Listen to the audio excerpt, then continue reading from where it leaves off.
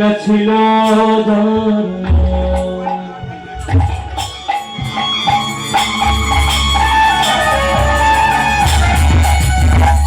বলে রাইতেছে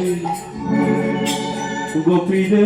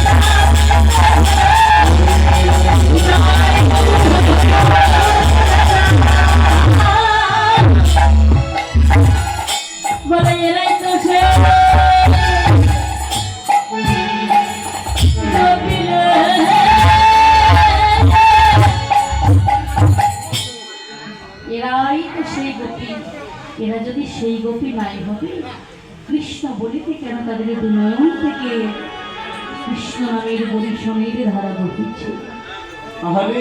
বৃন্দাবনের যে গোপীগণ ছিল এরাই কিন্তু আজকে তারা রাসের সাধন করিবে সেই গোপীগণ আজকে তারা এখানে, কেননা তারা যদি এই না হবে নয়ন দেখে আজ চেনা যেত না।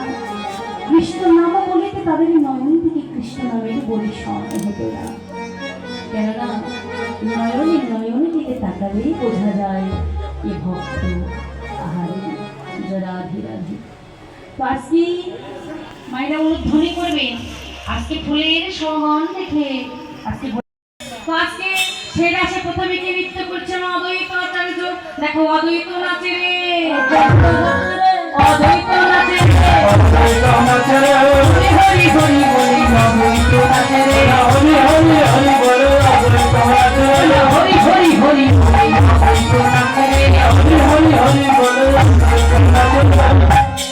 অদ্বৈত নাচে। এই অদ্বৈত আচার্যটা কে মা? এই অদ্বৈত আচার্য হলেন শিব ঠাকুর, যিনি বাবা ভোলা মহেশ্বর, যিনি দাপর যুগে দাপর যুগে রাসের রস আস্বাদন করিতে পারেননি, কেননা সেখানে পুরুষের ঢোকা নিষেধ ছিল। তাই বলে বাবা ভোলা মহেশ্বর গোপী বেশ ধারণ না করে গোপী পোশাক পরিধান করে গিয়েছিলেন বলে অপরাধ হয়ে গিয়েছিল। সেদিন কিন্তু রাসের রস আস্বাদন করিতে পারেননি বাবা ভোলা মহেশ্বর। তার জন্য বলেছিল যাও আগত কলিকালে আমি যাব পতিত পাবন গৌর হরিবি, তুমি হবে আমার অদ্বৈত আচার্য, তুমি প্রথম পাবে সেই রাসের রস। তাই আজকে প্রথম রাসের রস আস্বাদন করেছে অদ্বৈত আচার্য নিতাই গৌর হরি বল। দেখো অদ্বৈত নাচে রে, অদ্বৈত নাচে রে, অদ্বৈত নাচে রে, অদ্বৈত নাচে রে, অদ্বৈত নাচে রে, হেমদন্দ বাহু তুলে অদ্বৈত নাচে রে, হেমদন্দ বাহু তুলে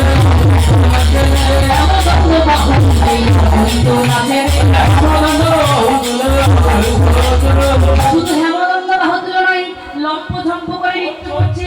তাই দেখে সবাই বলছে এত জোরে নৃত্য করছে কেন?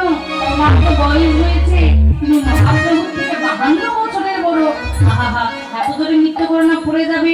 শুধু বাহু তুলে নয় মা, পক্ষে করো তালি দিয়ে নাচের, পক্ষে করো তালি দিয়ে নাচের, পক্ষে করো তালি দিয়ে নাচের। বাহু তুলে হাতে করতালি দেই আমরা, কিন্তু পক্ষে করতালি অর্থাৎ এইভাবে নৃত্য করছে। পক্ষে করতালি দিয়ে নাচের, পক্ষে করতালি দিয়ে অদ্বৈত নাচের, ওই না পক্ষে করতালি দিয়ে অদ্বৈত নাচের, অদ্বৈত নাচের, অদ্বৈত নাচের, হেমদন্দ বাহু তুলে অদ্বৈত নাচের, হেমদন্দ বাহু তুলে অদ্বৈত নাচের, অদ্বৈত নাচের, অদ্বৈত নাচের, অদ্বৈত নাচছে। সঙ্গে নাচছে কে বাবা? গদাধর।